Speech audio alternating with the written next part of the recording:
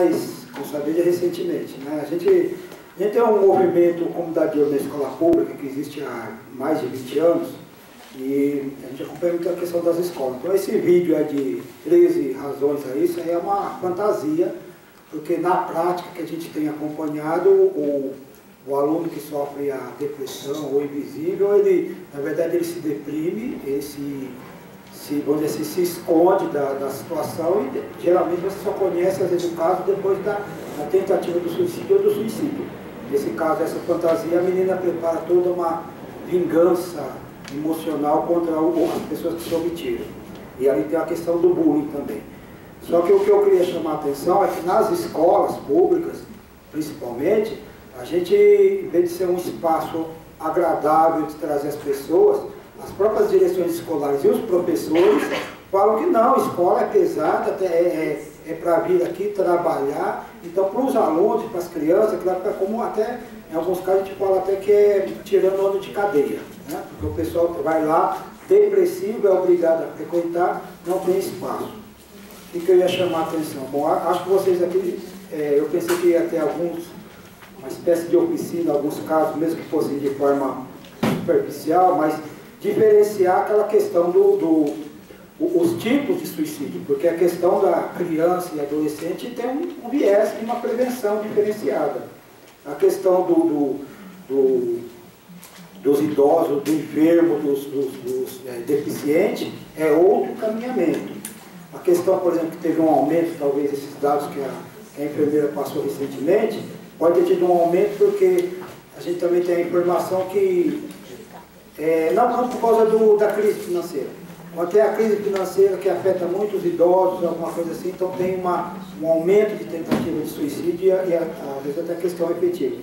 Agora, no caso concreto que eu queria falar da escola, que é um caso que tornou público, é o caso que eu ia perguntar para vocês, como é que faz também após a tentativa ou um suicídio numa escola.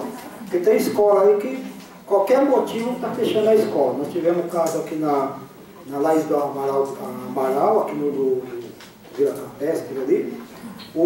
Primeiro que ninguém conhecia o menino. Aí o menino cometeu o suicídio.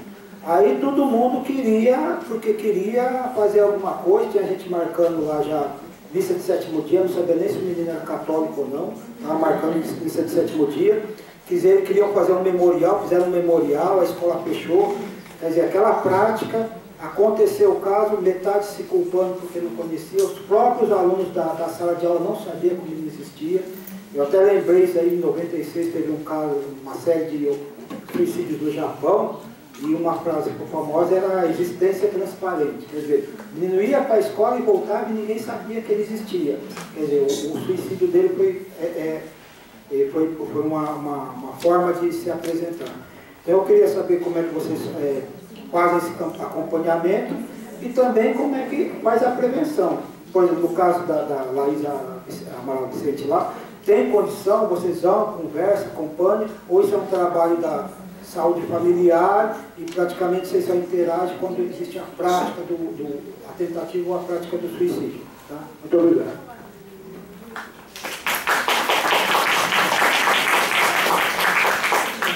A sua fala é muito significativa, né? Porque a gente precisa realmente contemplar todos os espaços. Então a gente está falando especificamente do espaço da saúde, né? Dos pacientes que realmente chegam aos nossos serviços. E tem realmente todos esses casos que estão em outros equipamentos que não da saúde e que a gente não tem esse acesso, né? Então eu acho que a rede, né, a RAPS, é uma oportunidade também da gente poder viabilizar esse acesso à comunidade como um todo, a todos os equipamentos. A escola é um equipamento muito importante, né? E lá acontecem muitos tipos de violência. E a violência a gente sabe que é um fator de risco significativo para uma pessoa que está em sofrimento realmente cometer esse ato, né? E como você disse, esse menino comunicou a vida dele, né? Então, cada tentativa de suicídio comunica algo, é muito singular. Esse comunicou a existência. Ele não existia, com o suicídio ele passou a existir. E a gente precisa realmente conversar, né? Então, esses atos que os alunos estão fazendo, isso realmente precisa ter uma vazão.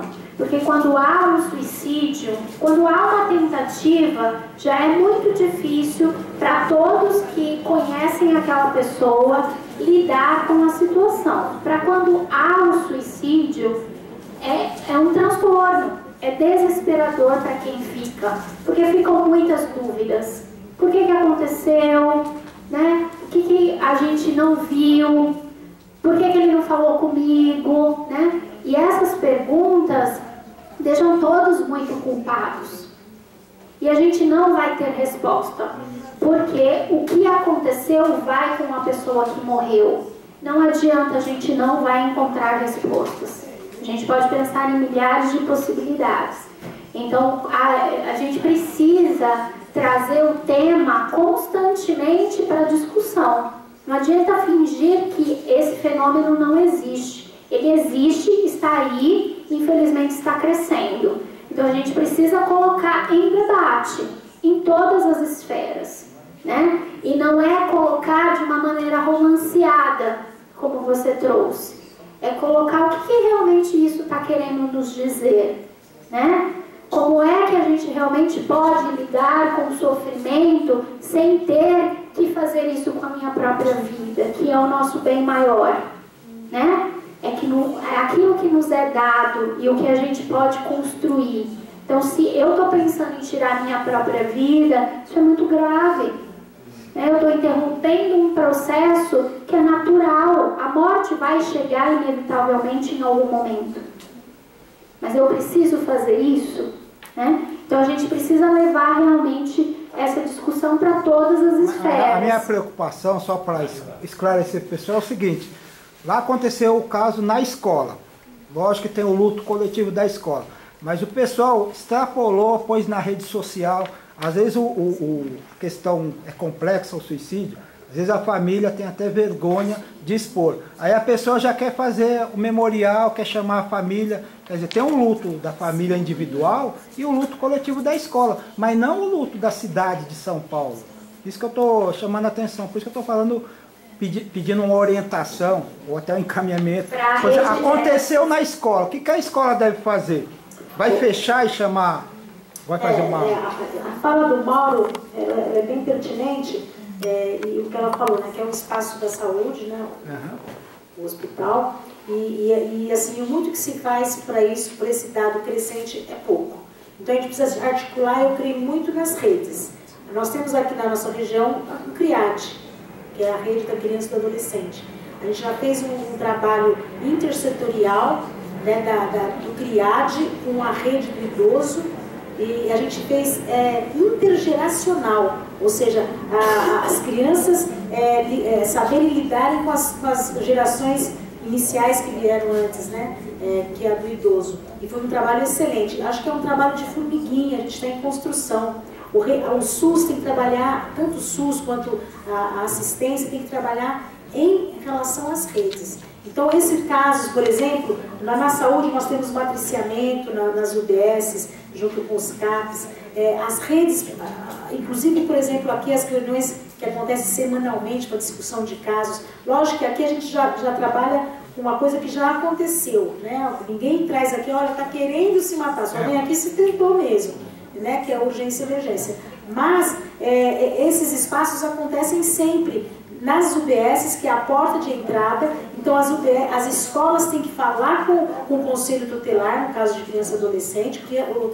O Conselho Tutelar também tem que articular junto com as UBSs, articular com os CAPs, para assim, porque é uma vida, não importa uma, duas, ou as 800 que ela trouxe, esse dado aqui significativo que a Fernanda trouxe, mas assim, não importa, o importante é a gente trabalhar a promoção de saúde, desmistificar o que ela traz aqui, que a gente tem que sim que falar dessa inutilidade dessa vida, do sentido da vida para essas crianças. A gente tem um contexto hoje no Brasil que é muito difícil, tanto que ela trouxe, a tentativa de suicídio ela é multifatorial, né? E assim, não existe um estilo, eu estou desempregado, é motivo. eu briguei com a minha esposa, é emotivo. Então, por isso que não é transtorno mental, não é só o F20, que é o esquizofrênico, que tenta pular, porque as vozes são de comando, né? A maioria daqui são assim. Vai lá, pula, pula, pula e pula. Não só acontece a tentativa de suicídio nos casos de transtorno mental, é um sofrimento psíquico. Então, todos nós, do setor público, a comunidade civil, as escolas, particulares ou públicas, tem que ter esse olhar, sabe, do sofrimento do outro, porque a gente está numa sociedade autômata, sabe, e perdendo o humano. As redes sociais, existe um abandono sério, que as pessoas se sentem abandonadas se vocês não têm likes, se a pessoa não curte o que se postou, que lhe dirá se não conversa na família. Então essa invisibilidade humana, a gente precisa rever e aproveitar esses espaços para se discutir isso, né? O quanto eu sou importante, a minha vida é importante, todos nós, uma vida ela tem a importância tal qual a pessoa se dá. Mas se a gente não tem o contexto e a base para ressignificar essa existência, vai haver cada vez mais crescente. Mas, doutora, o caso chegou aqui no Saboia, vocês identificaram que era uma tentativa, ela se suicidou, é outra já vira. Mas se for uma tentativa, como é que vocês disparam o alerta para a rede, então, para a UBS? UBS? Sempre, por exemplo, a equipe técnica aqui, tanto a psicologia, as terapeutas ocupacionais, a gente sempre manda aqui, através... Todas as pessoas internadas na emergência psiquiátrica, na enfermaria da psiquiatria, quanto no pronto-socorro, as listas saem às segundas-feiras para todos os CAPs da região. Tudo que é saúde mental a gente tenta compilar. Só que a gente não tem um prontuário eletrônico, a gente faz isso na mão. Assim, é por amor mesmo, para falar a verdade. A psicologia faz assim, busca. Então, putz, eu não consegui pôr a fulana de tal que está aqui no primeiro. Falhou. A gente é um serviço que está em construção também, tentando ter esse olhar.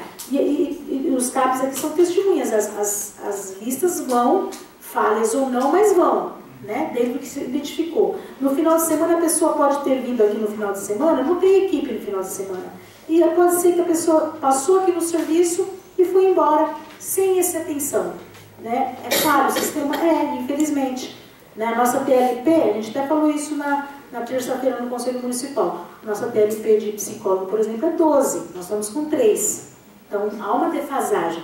A enfermagem, não vou nem falar da TLP, a defasagem da TLP, isso no nosso hospital, que é referência da Sudeste e muito da Sul. Então, assim, por isso que a gente usa esses espaços para falar para a sociedade civil um olhar para isso. Explica para a gente o que é a TLP. É tabela de lotação de pessoas, né? Que a gente...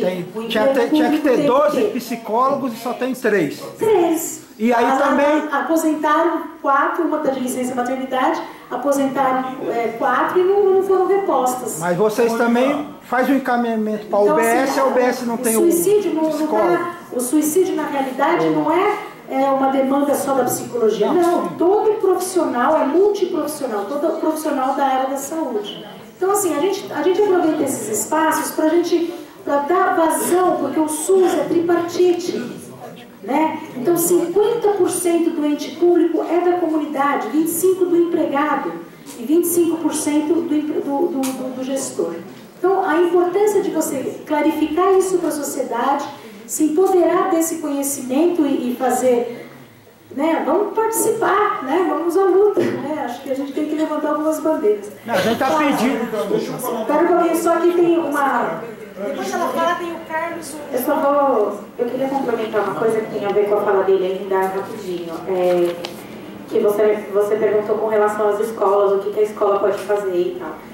Eu acho que a melhor forma de poder lidar com o suicídio e prevenir suicídio é falar sobre ele. Então a escola também precisa criar espaços para que os alunos possam falar sobre isso, tanto de como eles estão se sentindo depois de ter passado por uma situação de um colega que se suicidou, como de poder falar isso, mesmo que não haja uma tentativa de suicídio na escola, mas criar canais de comunicação com os alunos. Acho que a escola também tem muitas dificuldades, os professores também se sentem despreparados, né?